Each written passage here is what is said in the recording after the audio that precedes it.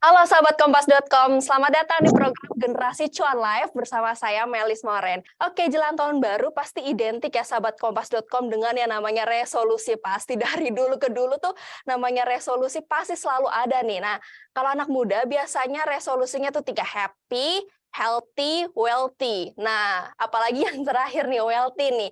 Banyak banget yang mengejar cuan di 2023-nya juga nih. Salah satunya lewat investasi. Investasi beragam ya, banyak. Salah satunya yaitu properti. Nah, tapi ada juga nih beberapa anak muda yang jadi ragu-ragu nih sama properti gara-gara kemarin kasus pengembangan apartemen yang pasti sudah banyak yang tahu dong, Meikarta, dan juga semua juga aware soal tahun depan adanya isu resesi. Nah, gimana nih properti di 2023 kita beli yes atau no nih ya? Buat menjaga kantong kita dengan aman, kita mau ngobrol nih sama Mbak Gita Angriani selaku founder of Integrita Financial. Halo Mbak, apa kabar? Halo, kabarnya baik Mbak Mei. Gimana Oke Mbak Mbak, Mei? Kabarnya baik, sehat? sehat Mbak, sehat, selalu sehat, amin. Nah Mbak, kita sebelum mau ngobrol-ngobrol nih, aku mau announce dulu ke sahabatkompas.com, kalau sahabatkompas.com juga bisa nanya-nanya tentang properti atau investasi atau soal beli jual tanah dan lain-lainnya. Hari ini juga nanti di kolom komentar akan dipilih oleh tim Gencu Live dan akan aku bacakan dan yang pastinya dijawab sama Mbak Gita. Oke Mbak, kita ke bincang-bincang pertama nih, ngobrol pertama. Kan tadi aku sempat mention soal isu yang adanya resesi, terus kemarin juga kasus Mekarta diangkat lagi. Itu gimana pendapat Mbak soal membeli properti di 2023, apalagi ada dua hal isu yang berkembang tersebut? Oke, tadi berarti isunya ada dua ya, tentang Mekarta sama 2023. Oke, ini sebenarnya adalah dua hal yang berbeda nih Mbak Mei. Kalau misalnya terkait Mekarta ini, kita bisa jadikan ini sebagai pelajaran dan ini sebagai terkaitannya adalah bagaimana kita memilih properti. Itu dimulai dari gimana sih reputasi developernya, gimana legalitasnya, terus kemudian konsekuensi antara landed house sama apartemen. Nah, terus kalau misalnya yang resesi 2023, gimana sih pandangannya kalau misalnya 2023 ini beneran jadi resesi? Menurutku, sebenarnya kalau dalam properti itu, ini adalah masa-masa namanya masa sunset gitu. Jadi orang-orang itu kebanyakan di masa sunset itu akan banyak jual properti karena butuh uang. Karena kalau dalam suasana resesi kan biasanya harga lebih tinggi, orang lebih butuh liquid asset. Nah, sebenarnya buat orang yang fondasi keuangannya udah oke, liquid asetnya banyak gitu ya, ada kelebihan, ini bisa momen yang oke buat mulai memikirkan membeli properti di masa resesi gitu Mbak Mei. Ini dari sisi si pembeli ya. Nah, jadi dan nanti kaitannya ketika kita udah punya uang, udah ready untuk beli, ternyata oke nih, ternyata di masa resesi banyak properti-properti yang dijual dengan harga yang lumayan murah nih, lumayan oke dibandingin kalau masa-masa normal gitu. Nah, tapi kaitannya kalau kita ingat sama Mekarta, oh berarti saya harus milih properti dengan benar-benar nih developernya siapa, reputasinya bagaimana, legalitasnya seperti apa gitu Mbak Mei.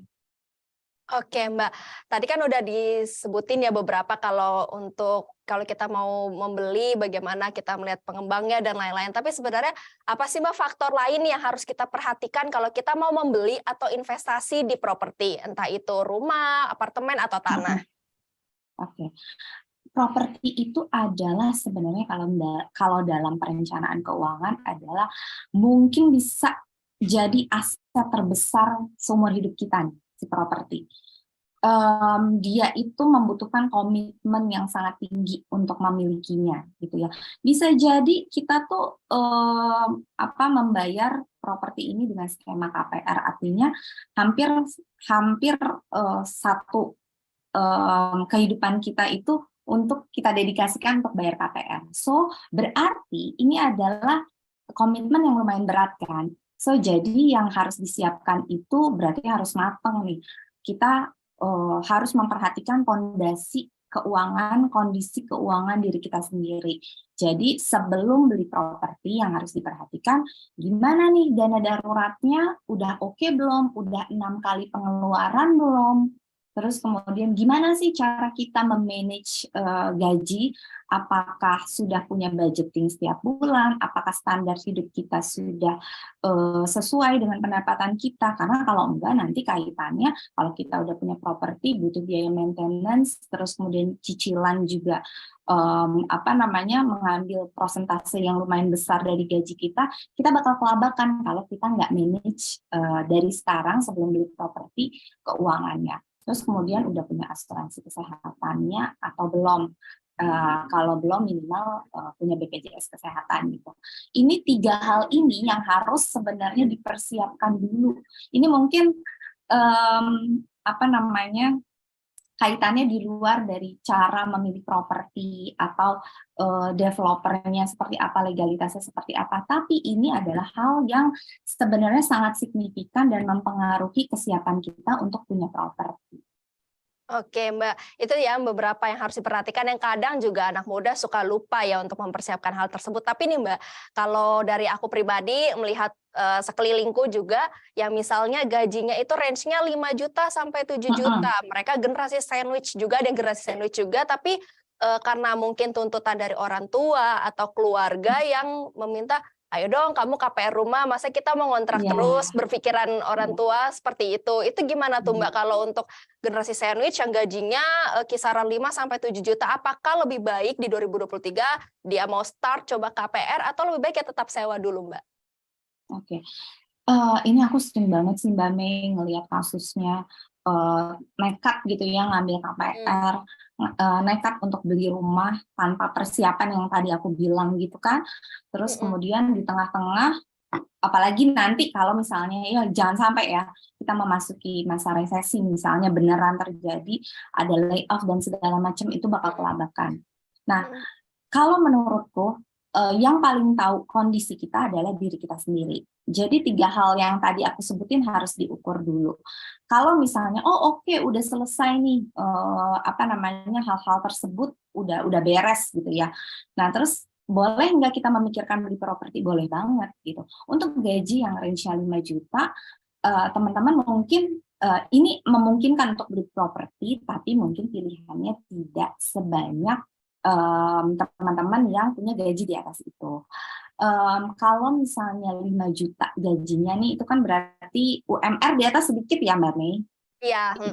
Ya kan? Nah, itu kira-kira cicilan yang bisa dipilih adalah 1,5 juta per bulan. Jadi sepertiga dari gajinya tuh Mbak Mei. Gitu. Nah, 1,5 juta per bulan beli rumahnya di mana Mbak Gita?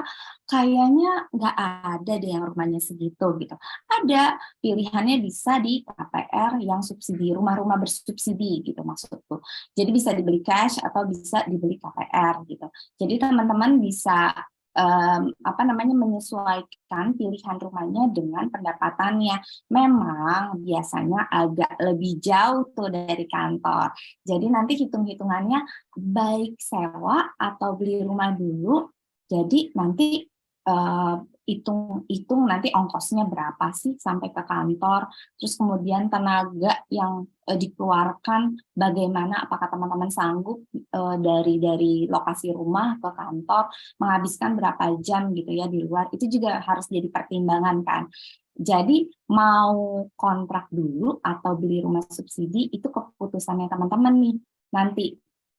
Memang sih kalau misalnya beli rumah itu kan dapat rumahnya gitu ya, kita jadi punya kepemilikannya.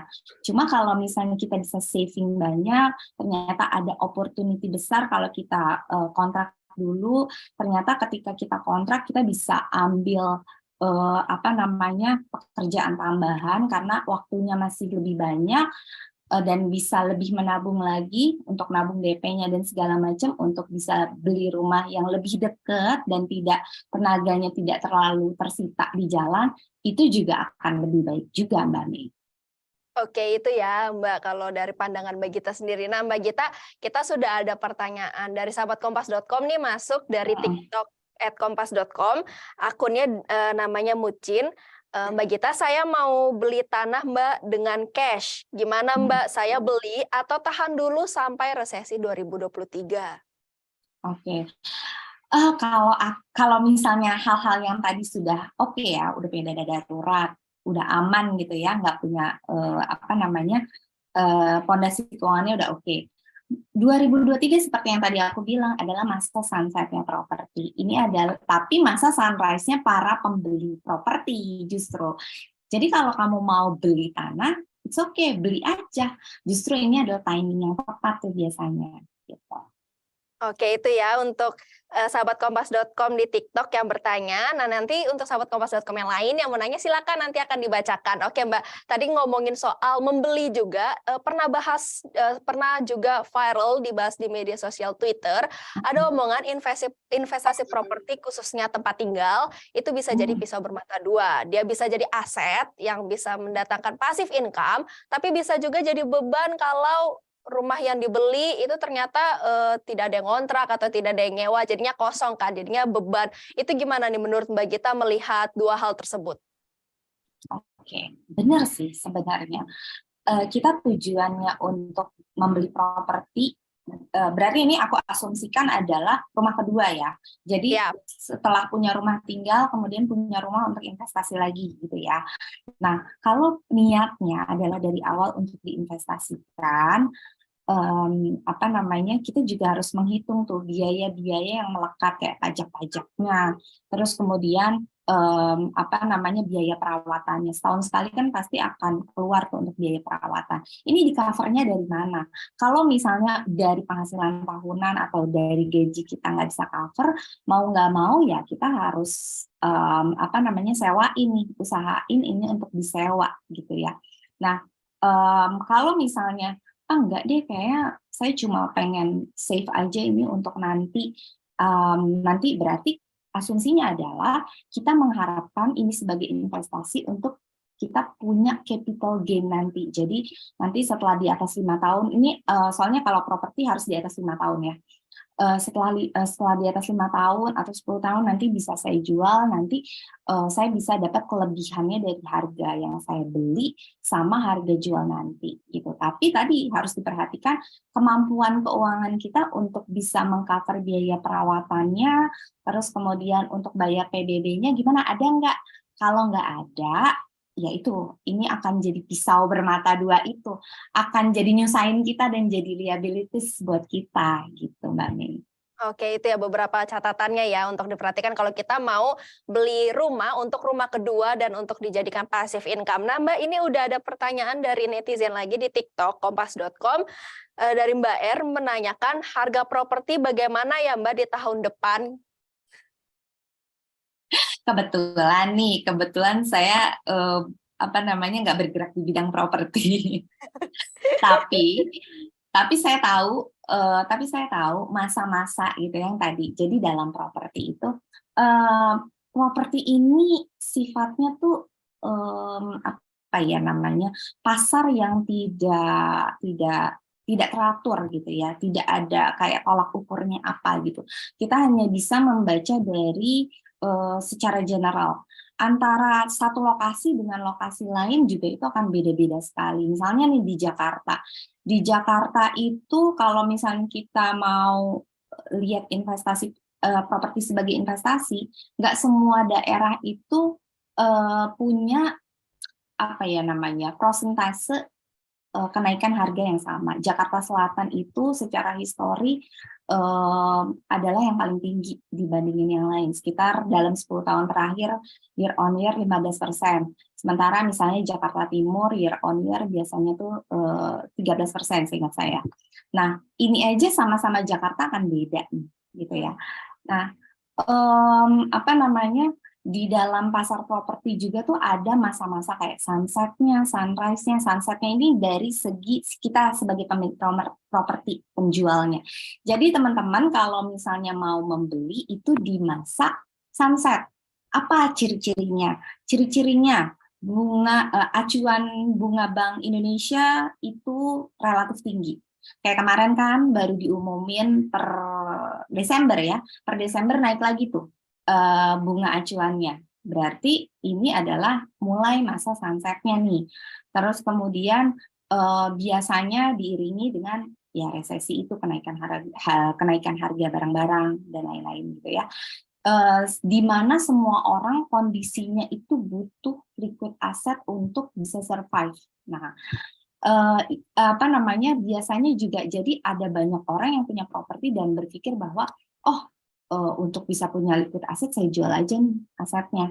Biasanya harganya apa akan lebih murah dibandingin masa-masa normal gitu. Nah, teman-teman yang mau beli properti bisa masuk di masa ini.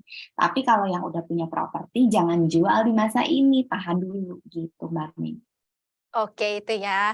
Harus dilihat lagi ya keadaannya seperti apa. Mbak, ini menarik nih, ada dua sahabat kompas.com, yang satu di YouTube dan juga Instagram, tapi nanyanya hal yang sama nih Mbak, dengan dua orang yang berbeda. Intinya adalah mereka bertanya, lebih baik membeli properti dengan cicil apartemen atau ambilan cicil KPR rumah? Cicil apartemen sama cicil rumah, landed house sama apartemen berarti ya? Iya, lebih baik Ini yang mana nih? Mereka bertanya seperti itu. ini produknya beda nih. Yang satu kredit kepemilikan apartemen kalau di bank, yang satu kredit kepemilikan rumah untuk landed house gitu ya. Jadi intinya sebenarnya gini, mau pilih rumah atau apartemen. Nah, kalau menurutku gini, masing-masing itu punya kelebihan dan kekurangan. Apartemen itu mungkin akan lebih rigid pemilihannya karena kita nggak punya tanah gitu ya. Terus kemudian kita nggak punya uang kalau di apartemen. Artinya kita harus terus setiap bulan bayar IPL, benar ya, biaya pemeliharaan gitu ya. Nggak bisa tuh ngutang bayar IPL tuh nggak bisa gitu kan kalau di apartemen. Terus kemudian ada batas bawah dari pemakaian listrik, air dan lain-lain gitu ya. Untuk konsekuensi ke depannya gitu. Terus legalitasnya juga biasanya kan tidak pecah seluruhnya nih kalau apartemen. Jadi kalau kita beli apartemen itu biasanya ketika kita tanda tangan tuh baru PPJB itu. Perjanjian kita antara kita sama developer, terus kemudian disaksikan notaris gitu ya. Untuk pecah sertifikatnya biasanya agak lama kalau apartemen, agak lama tergantung tingkat keterisiannya si apartemen tersebut gitu. Nah, ketika misalnya kita beli apartemen untuk diinvestasikan atau tiba-tiba dalam jangka waktu kurang dari 5 tahun kita misalnya pengen pindah gitu. Nah, biasanya harga apartemen itu agak lebih turun. Karena kenapa? Karena masih PPJB, belum sertifikat kepemilikan. Jadi dan kita nggak bisa tuh, biasanya jarang sekali ada bank yang mau membiayai apartemen secondary karena tadi masih PPJB gitu ya. So harganya jadi biasanya kita harus kita mengharapkan pembeli cash. Sementara orang yang punya cash segitu banyak itu lebih sedikit daripada yang mau KPR. Nah, kemungkinan harganya bisa turun. Kecuali kalau misalnya apartemen ini lokasinya sangat strategis, artinya ada di deket banget sama perkantoran gitu ya. Terus si developernya itu juga bukan developer, tapi yang maintenance di situ itu sudah manajemen di situ tuh sudah oke banget, itu biasanya harganya bisa ketarik tuh walaupun masih PPJB gitu. Jadi hal-hal yang di apartemen itu, untuk membeli apartemen itu lebih rigid, lebih detail harus kita perhatikan. Sementara kalau misalnya landed house, konsekuensi setelahnya itu lebih minim karena nggak perlu bayar IPL, kecuali kalau kita belinya di developer besar. Biasanya ada IPL per bulan ya. Terus biaya pemeliharaan dan segala macamnya juga nggak serigid di apartemen. Kalau kita beli itu udah keluar sertifikat hak miliknya gitu, jadi nggak perlu nunggu rame-rame buat dipecah gitu Mbak Mei. Jadi masing-masing nih punya kelebihan dan kekurangan gitu ya. Kalau saya pribadi itu lebih suka landed house dibanding apartemen. Tapi teman-teman mungkin ada yang pengen simple aja, terus udah gitu lebih deket dari kantornya, ya udah silakan gitu. Oke, itu dari perspektif Mbak Gita ya. Kalau Mbak Gita pribadi sukanya lebih rumah. Kalau sahabat Kompas.com lebih suka apartemen atau rumah, itu silakan, yang penting sesuai dengan kebutuhan dan juga keuangan sahabat Kompas.com. Dan diperhatikan legalitasnya. Nah, itu dia. Supaya nih, sesuai nanyanya nih, Mbak, sebenarnya kalau kita memperhatikan legalitas juga, aman nggak sih Mbak sebenarnya kalau kita beli properti yang belum selesai nih fisiknya, masih dalam masa pembangunan? Apa aja yang harus kita perhatiin nih kalau beli properti tapi fisiknya belum selesai?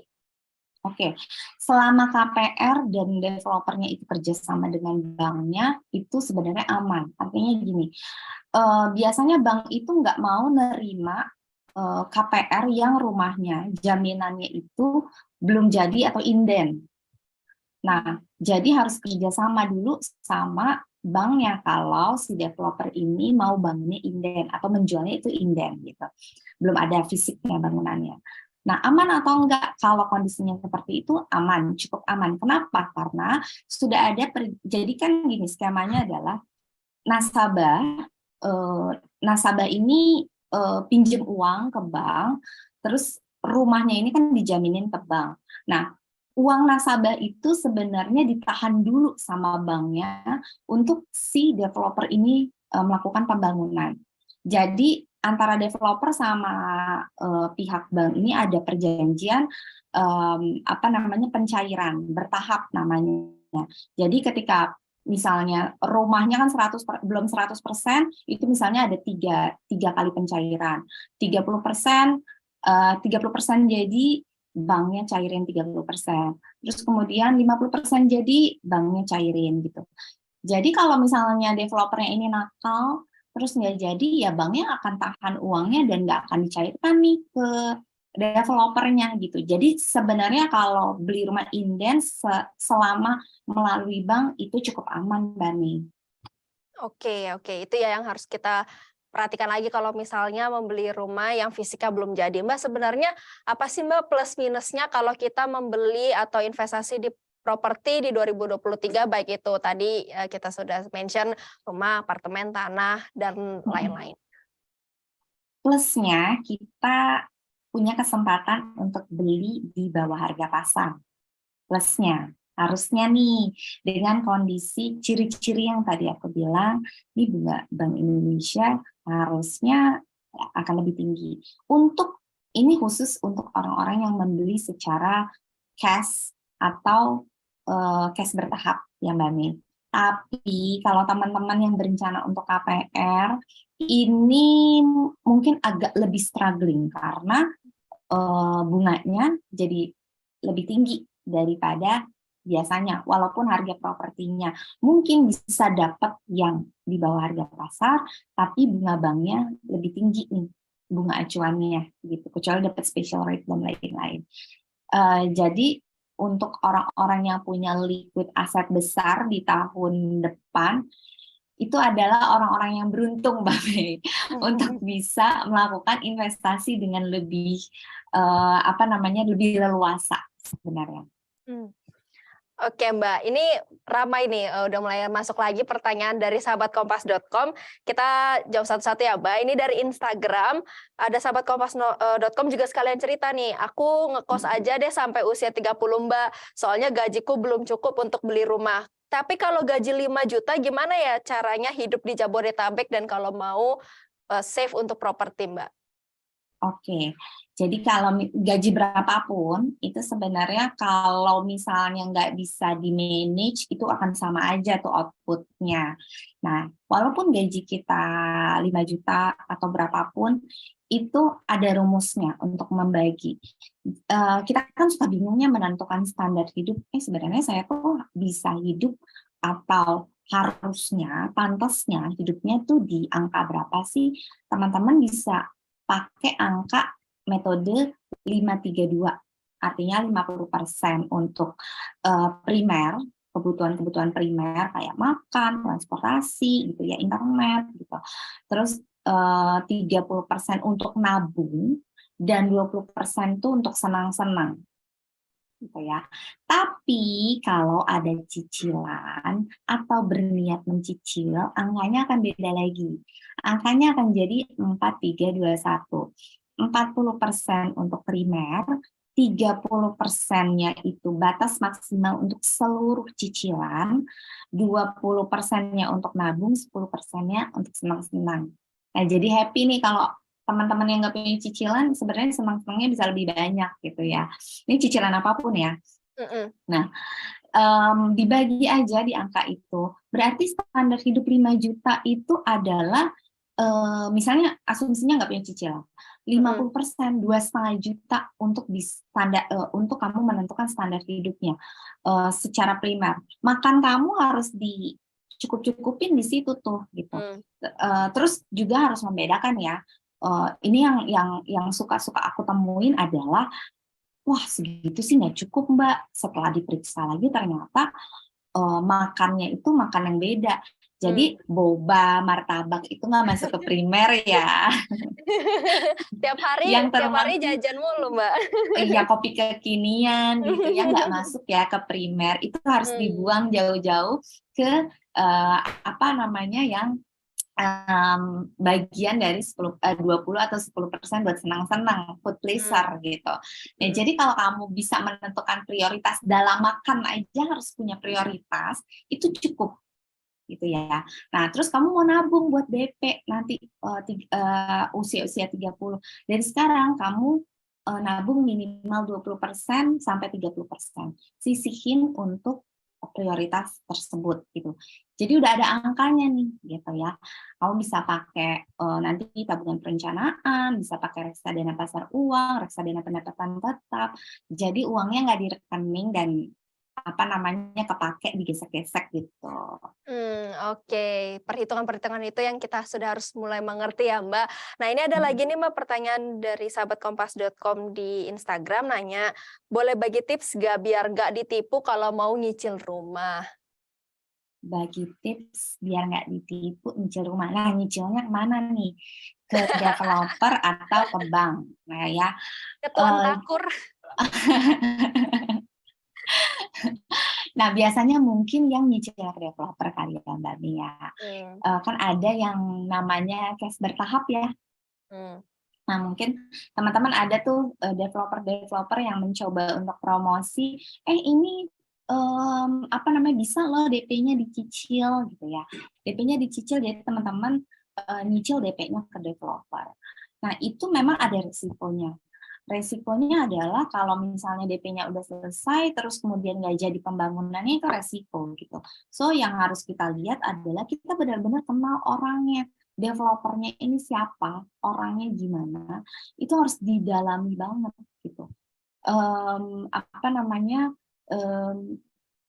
kalau misalnya saran aku sih enaknya adalah kalau misalnya developernya, oh ternyata saya nggak tahu nih, developernya proyeknya masih sedikit, belum ada historinya gitu kan. Saran aku sih mendingan kita kalau misalnya mau DP-nya dicicil, kita cicilnya ke tabungan kita sendiri. Kita bikin tujuan keuangan untuk bisa kumpulin DP gitu. Kumpulin DP-nya tadi. Oh ya saya udah budgetin berarti kan tadi 532, 30%-nya dari pendapatan saya nih untuk bisa cicil DP-nya gitu ya.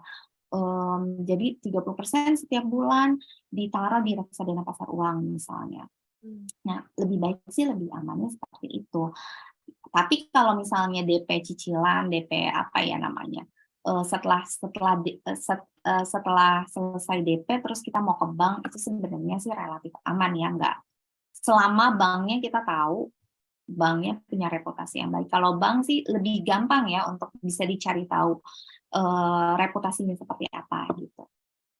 Oke, itu yang harus diperhatikan. Lagi-lagi ya banyak banget yang catatan-catatan yang harus kita perhatikan. Jangan sampai kamu nanti malah asal beli, dapetnya rumah keong bukan di rumah tinggal ya.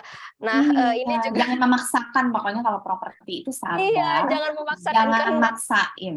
Benar, jangan memaksakan kehendak, Say. Kita mau baca dulu pertanyaan lagi, Mbak, dari sahabatkompas.com di Instagram. Pertanyaannya adalah, apakah harga rumah akan naik di 2023? Kapan waktu yang tepat menjual rumah? Wah, ini kayaknya juragan tanah nih, Mbak. Juragan tanah kali ya.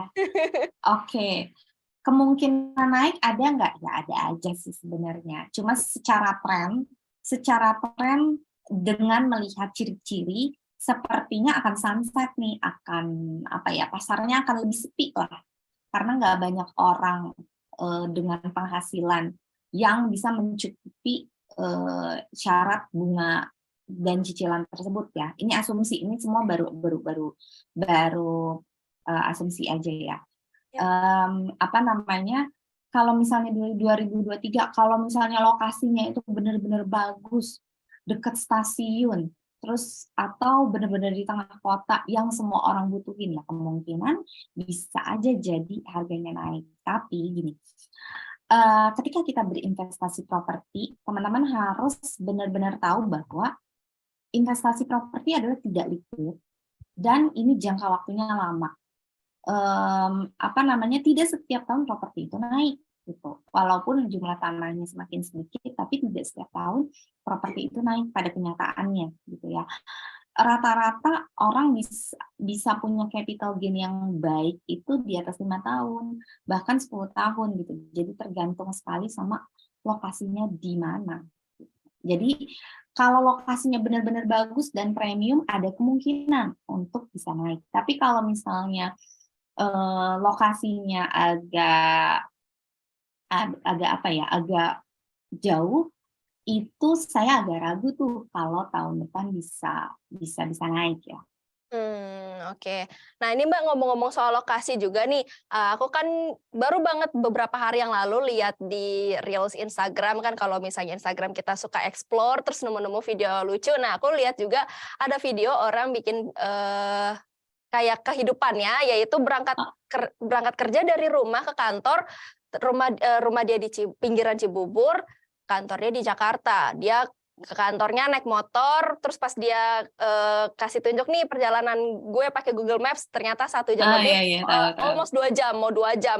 Itu gimana nih Mbak, kita melihat plus minusnya kalau kita punya rumah, beli rumah, tapi jauh nih dari tempat kerja atau aksesnya jauh dari tempat yang biasanya kita mondar-mandir ke sana kemari. Oke.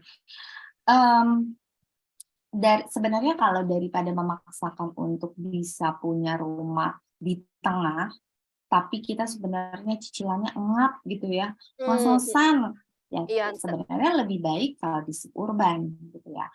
Nah, tapi balik lagi, perlu diperhatikan juga kalau misalnya kita memilih rumah di suburban, akses ke transportasi umum bagaimana, ke kereta misalnya, transportasi transportasi umum selain kereta tuh gimana gitu. Kan jangan sampai nih kita pilih oke rumahnya sih murah gitu ya, kawasannya oke gitu, tapi jauh tadi 2 jam atau 2 jam masih oke lah ya Mbak. Sebenarnya kalau hari-hari kalau di Jabodetabek gitu ya, itu sampai 3 jam gitu ya. 3 jam di jalan, tapi akses dari rumah misalnya ke stasiunnya itu jauh sehingga kita harus pakai ojek online misalnya atau transportasi online yang ongkosnya aja lumayan udah gede tuh. Jadi perhitungannya tuh di situ. Jangan sampai kita cicilannya emang sedikit nih. Misalnya bisa 1 juta sampai 1,5 juta, masih bisa di-cover dengan gaji UMR. Tapi transportasinya jadi membengkak. Jadi bikin kita nggak bisa ngapa-ngapain karena transportasinya itu gede banget gitu. Nah, itu juga bukan hal yang bijak untuk memilih properti yang jauh gitu. Tapi kalau misalnya ke tempat kerja nggak iya jauh oke, tapi transportasi umumnya mendukung dari rumah ke lokasi stasiun misalnya atau terminal itu nggak terlalu jauh, ongkosnya juga nggak gede-gede amat, ya silahkan. Bisa tuh jadi pilihan. Oke, lagian juga kalau misalnya bawa motor nih 2 jam dari rumah kantor, perjalanan pulang juga 2 jam lagi, makanya nggak heran banyak banget anak muda yang pemuda jompo ya kayak saya nih Mbak, bawa motor udah capek banget tulang rasanya. Nah Mbak, ini, ada lagi nih pertanyaan dari sahabat kompas.com di Instagram, nanya, ada nggak sih Mbak patokan harga properti di setiap daerahnya? Nggak ada. Nggak ada.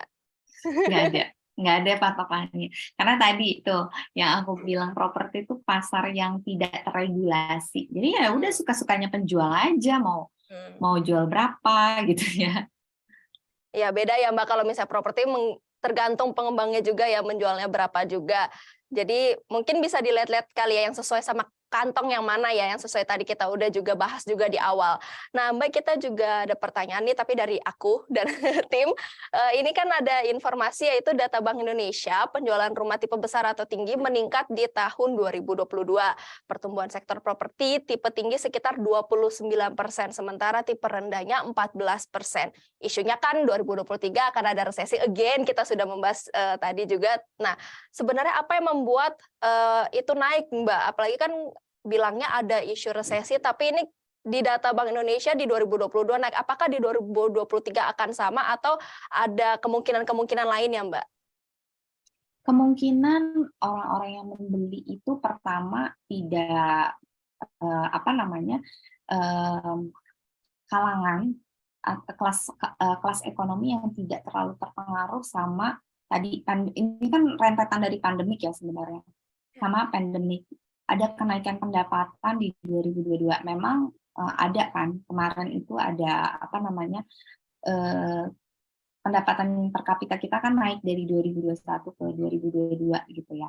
Nah, kelas menengah, kita nyebutnya kelas menengah. Kelas menengah ini mendapatkan apa keuntungan di pendapatannya ternyata agak naik nih di tahun 2022, dan kemungkinan yang dipilih adalah rumah ini adalah menjadi kebutuhan utama, yaitu rumah pertama mereka.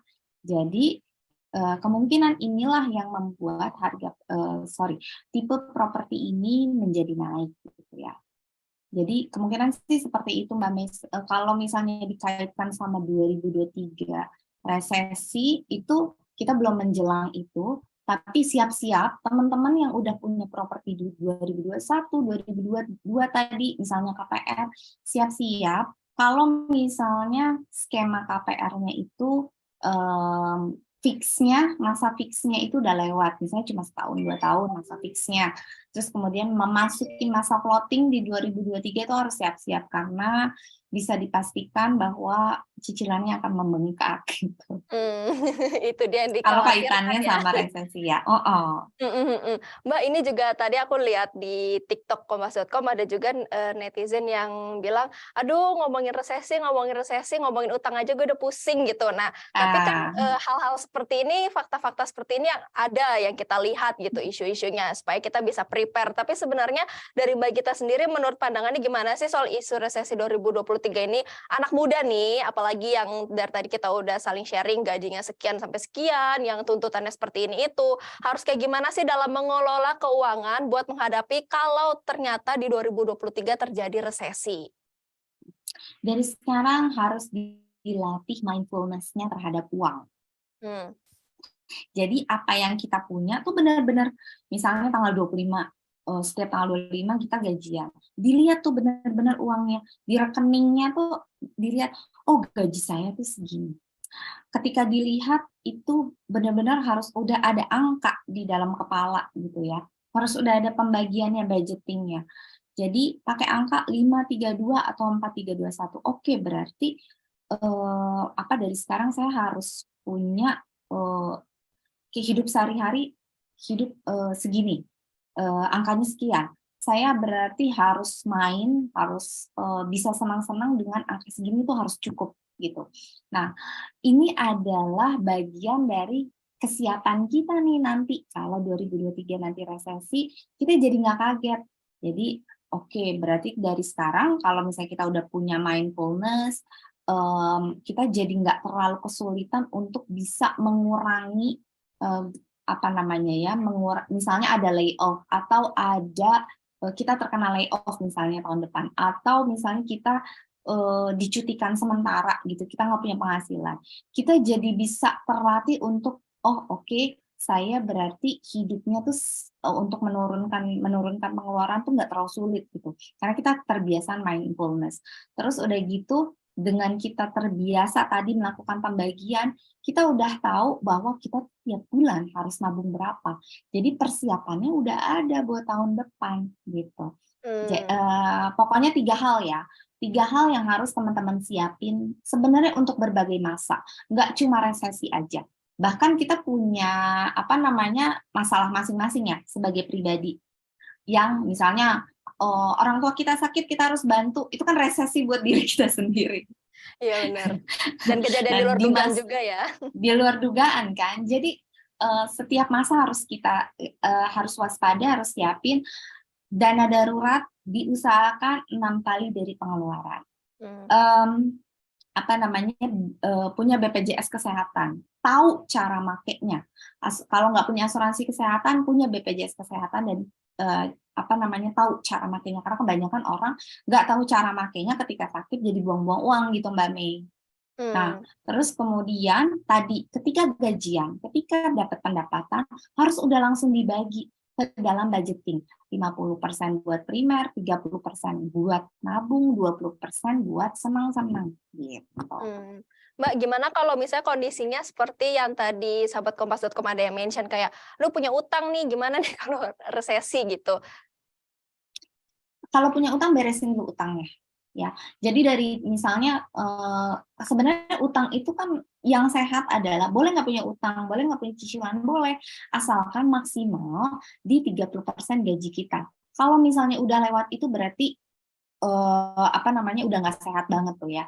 Nah, kalau misalnya teman-teman ternyata punya hutang, ternyata hutangnya nggak produktif. Kalau misalnya hutang produktif ya udah cicil aja, nggak masalah gitu. Hutang produktif tuh misalnya KPR gitu ya. Cicil aja ya udah nggak masalah. Tapi kalau misalnya hutangnya paylater, terus apa lagi kartu kredit gitu ya, untuk yang konsumsi, teman-teman harus atur pengeluaran primer harus ditekan sehingga untuk bayar hutang itu bisa lebih gede. Kalau bisa sebelum resesi datang, hutang-hutang konsumtif ini udah beres gitu. Jadi dari tadi kita kan punya budgeting 30% misalnya buat nabung. Oke, 20%-nya buat bayar utang, 10%-nya kamu nabung. Kalau misalnya memungkinkan lagi, ditambah lagi, kamu turunin standar hidup kamu, primernya dikurangin buat bayar hutang. Jadi tahun depan tuh udah beres. Gitu. Oke, itu ya caranya ya. Janji nggak pinjol ilegal ya, sahabat kompas.com. Nah, ini terakhir nih Mbak, untuk menutup Generasi Cuan Live kali ini, jadi dari Mbak Gita sendiri, beli properti 2023 yay or nay, dan boleh kasih tips do and don'ts-nya nggak Mbak untuk beli atau investasi properti yang aman di 2023? Oke, jadi tahun 2023, beli properti atau enggak, yay or nay? Yaitu yay. Kalau kamu belinya cash, terus kalau fondasi keuangan kamu udah oke, go, beli. Ini saat yang saat yang oke untuk bisa beli gitu.